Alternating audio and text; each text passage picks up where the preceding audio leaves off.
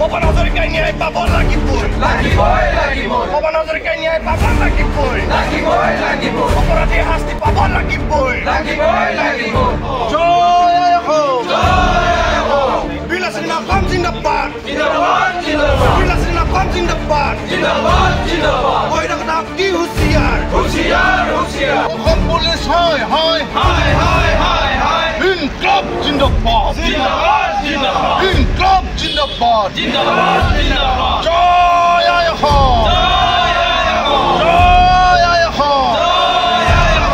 Pवन Hazarika মৃত্যু উচিত তদন্ত হ'ব লাগিবই Pवन Hazarika মৃত্যু উচিত তদন্ত হ'ব লাগিবই ইনকলাব জিন্দাবাদ ইনকলাব জিন্দাবাদ বিলাসিনা অসম জিন্দাবাদ দায়িত্ব নকৰাকৈ থকা বিষয়টোত অসমীয়া খিলঞ্জীয়া জাতিৰ বাবে আটাইতকৈ দুৰ্ভাগ্যজনক সেয়েহে আমি বিলাসী থানা অসম ধলপুৰ শিমলুগুৰি আঞ্চলিক আৰু নাৰায়ণপুৰ আঞ্চলিক সমিতিৰ লগতে ধলপুৰবাসী ৰাইজে গভীৰ দুখ প্ৰকাশ কৰাৰ লগতে বহিৰাগত এই লবিটোৰ যিসকলে তেখেতে আত্মহত্যা কৰিবলৈ বাধ্য কৰালে এই সকলোকে তদন্তৰ আওতালৈ আনি তেওঁলোকক কঠোৰ শাস্তি প্ৰদান কৰিবলৈ আমি দাবী জনাইছোঁ চৰকাৰৰ প্ৰশাসনৰ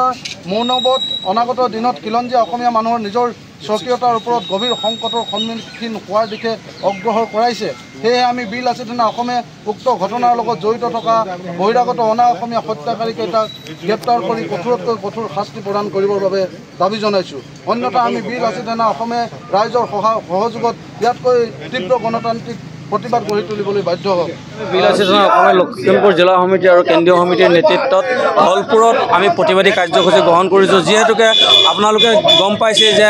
আমাৰ যিজন খিলঞ্জীয়া যুৱক পৱন হাজৰিকা ডাঙৰীয়াক কেইজনমান অখিলঞ্জীয়া লোকে অত্যাচাৰ চলোৱাৰ ভিতৰত তেওঁক মানে মৰ্মান্তিকভাৱে যি তেওঁ ঘটনা বাছি ল'বলগীয়া দুৰ্ঘটনা হ'ল সেই ঘটনাৰ ওপৰত ভিত্তি কৰি তেওঁ দেউতাকে এজাহাৰ দিয়াৰ পিছতো তেওঁলোকৰ ওপৰত কিন্তু কোনো ধৰণৰ ব্যৱস্থা গ্ৰহণ কৰা দেখা পোৱা নাই গতিকে আমি বিলাসী থানা অসমৰ তৰফৰ পৰা আমি দাবী জনাইছোঁ যে অতি শীঘ্ৰে যিসকল অনা অসমীয়া আপোনাৰ এই আওতাত হাঙুৰ খাইছে তেওঁলোকক অতি শীঘ্ৰে অসম চৰকাৰে আৰু অসম প্ৰশাসনে যাতে কাৰায়ত্ব কৰি কঠোৰৰ পৰা কঠোৰতম শাস্তি প্ৰদান কৰে নিশ্চিতভাৱে চাওক আপোনালোকে বৰ্তমান সময়ত দেখা পাইছে যে এগৰাকী খিলঞ্জীয়া যুৱক যিগৰাকী নাম পৱন হাজৰিকা লখিমপুৰ জিলাৰ ধলপুৰৰ এগৰাকী খিলঞ্জীয়া যুৱক যিগৰাকী ব্যক্তিয়ে গুৱাহাটীত গৈ নিজকে প্ৰতিষ্ঠিত কৰিবৰ কাৰণে সক্ষম হৈছিল আৰু তাকে দেখি একাংশ চকু চৰহা বহিৰাগতই তেখেতৰ লগত যি এনেকুৱা ধৰণৰ কৰ্মকাণ্ড কৰিলে যে তেখেতক মানসিকভাৱে হাৰাশাস্তি প্ৰদান কৰা বুলি আমি জানিব পাৰিছোঁ আৰু এনেকুৱা ধৰণৰ মানসিক হাৰাশাস্তি প্ৰদান কৰিলে যে তেখেতে আত্মহত্যাৰ দৰে এনেকুৱা ধৰণৰ এটা চৰমপন্থা ল'বলৈ বাধ্য হ'ল গতিকে ইয়াৰ পৰা এটা কথা স্পষ্টভাৱে জনাই দিব বিচাৰিছোঁ যে তাতে উল্লেখ আছিলে ছুইচাইড নোট যিটো আছিলে তাতে উল্লেখ আছিলে তিনিগৰাকীকৈ বহিৰাগতৰ নাম অংকিত আগৰৱালা বিকাশ চিচদিয়া আৰু নিলয় কুমাৰ নামৰ এগৰাকী ব্যক্তি এতিয়া আমি জানিব পৰা মতে ইতিমধ্যে অংকিত আগৰৱাল নামৰ যিগৰাকী ব্যক্তিক তেখেতক গ্ৰেপ্তাৰ কৰিছে কিন্তু 48 ঘণ্টা পাৰ হৈ গ'ল এতিয়ালৈকে কিন্তু সেই বিকাশ চিচদিয়া আৰু নীলিম কুমাৰ নামৰ নে নিলয় কুমাৰ নামৰ ব্যক্তি বহিৰাগত ব্যক্তিকেইজনক কিন্তু এতিয়ালৈকে অসম আৰক্ষীয়ে গ্ৰেপ্তাৰ কৰিব পৰা নাই কিয় পৰা নাই তাৰ আমাৰ প্ৰশ্ন আছে বা অসম আৰক্ষী প্ৰশাসন নাইবা আমাৰ অসম চৰকাৰে এই বিষয়টোৰ ক্ষেত্ৰত কিন্তু কোনো ধৰণৰ হস্তক্ষেপ গ্ৰহণ কৰা আমি দেখিবলৈ পোৱা নাই গতিকে কিয় এনেকুৱা ধৰণৰ কৰ্মকাণ্ড হৈ আছে এইখন অসম নে বাংলাদেশ এইখন অসম নে পাকিস্তান এইখন অসম নে পশ্চিমবংগ তাত আমাৰ প্ৰশ্ন আছে কাৰণ খিলঞ্জীয়া যুৱকে যদি অসমখনত অসমীয়াৰ দৰে থাকিব নোৱাৰে মূৰ দাঙি থাকিব নোৱাৰে তেতিয়াহ'লে এইখন অসমত কিন্তু অসমীয়াৰ অস্তিত্ব একেবাৰে সংকটজনক হৈ পৰিছে আমি ইয়াৰ পৰা এটা কথা স্পষ্টভাৱে ক'ব বিচাৰিছোঁ আমি দাবী উত্থাপন কৰিব বিচাৰিছোঁ বিলাসী থানা অসমে যে যিগৰাকী খিলঞ্জীয়া যুৱক পৱন হাজৰিকা তেখেতে ন্যায় পাব লাগিব পৱন হাজৰিকাই ন্যায় পাব লাগিব পৱন হাজৰিকাৰ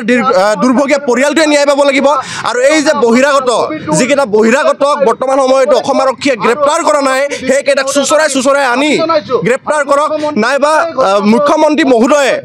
অপেন এনকাউণ্টাৰৰ নিৰ্দেশনা দিয়ক এয়া আমাৰ স্পষ্ট কথা মুঠৰ ওপৰত দুখীয়া শাস্তি পাব লাগিব আৰু পৱন হাজৰিকাই ন্যায় পাব লাগিব পৱন হাজৰিকাৰ পৰিয়ালে ন্যায় পাব লাগিব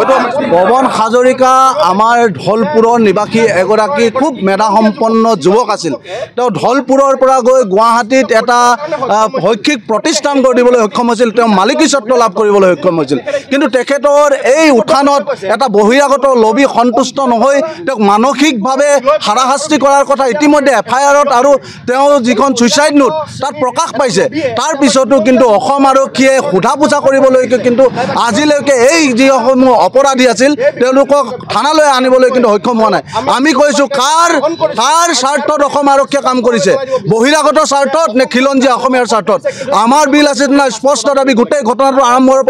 আৰম্ভণিৰ পৰাই আমি লাগি আছোঁ আৰু আমাৰ এটাই দাবী যে অতি শীঘ্ৰে পৱন হাজৰিকাৰ পৰিয়ালে ন্যায় পাব লাগিব। যিসকলত FIR-ত নাম অন্তৰ্ভুক্ত হৈছে তেওঁলোকক অসম আৰক্ষীয়ে তৎকালীনভাৱে আটক কৰি আনি কঠোৰতকৈ কঠোৰ দৃষ্টান্তমূলক শাস্তি প্ৰদান কৰক, যাতে অনাগত দিনত আমাৰ খিলঞ্জীয়া মানুহৰ ওপৰত অনা অসমীয়া দপদপনি কেতিয়াও নচলিব। আৰু যদিহে এইটো কৰিব নোৱাৰে অসম চৰকাৰে,